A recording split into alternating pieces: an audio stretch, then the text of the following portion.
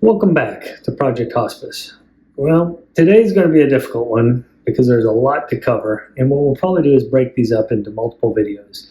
But this is the most requested topic that I get from patients, families, and even healthcare providers because it can be complex and it can be a little bit tricky. But today we want to talk about the differences between home health, home care, palliative care, and hospice care. So right off the bat, understand that when I use these terms, they are for a reason. Words, terminology, when it comes to healthcare, have a meaning. And we have to make sure we are on the same page with our healthcare providers. For example, if a patient or a family says, well, I think my mom may need home care. The doctor says, great, I'll write for some home care. But did you mean home health or home care? Because there's a difference. So let's talk in generalities about these four options. And we can probably get the first one off the table pretty quick, and that's home care. Home care is typically non-medical. It's out of pocket. Medicare A, Medicare B does not cover it. Insurance does not typically pay for it. That might be a CNA or an LPN that comes in as much as you want to pay for it to come in to help your loved one with bathing needs, maybe some light housework, cooking, or basically just sitting with them and keeping eyes on them. So that's kind of the home care path. So then we move into what is called home health care. Now, home health care is medical, and it has to be written by a physician, typically because the patient is homebound and because there's a medical condition that requires it. It could be wound care, it could be physical therapy, it could be occupational therapy, speech therapy, things of that nature, but it is medically driven and it is written by a physician either coming out of the hospital or after visiting your physician's office. So the third thing I like to talk about is palliative care. Now, I get it. Hospice is a higher level of palliative care. By actual definition, palliative care means to comfort and support. But as a healthcare service line, palliative care is different and separate from hospice care. And here's the biggest differences.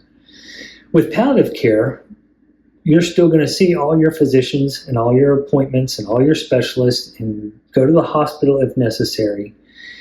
So think of it as an extra practitioner visit in the home to help manage, take care of, or treat things that are wrong with your chronic, things that are happening with your chronic ailment, your chronic condition. Again, it is in addition to what you are currently doing, but it's just an extra visit. It is medical, and typically it doesn't take a physician's referral for that.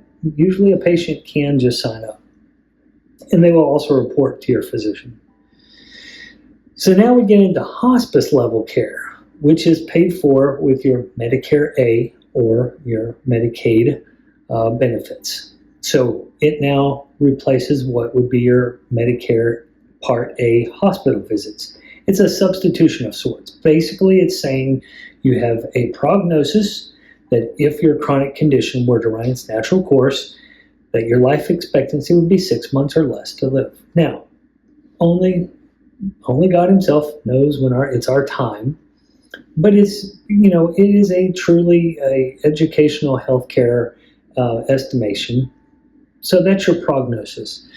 With that, your physician would have to write an order, or what they call a referral for hospice. There would be, documentation that would need to be supportive of the diagnosis, the referral itself, just some notes for the hospice care company to come out and evaluate.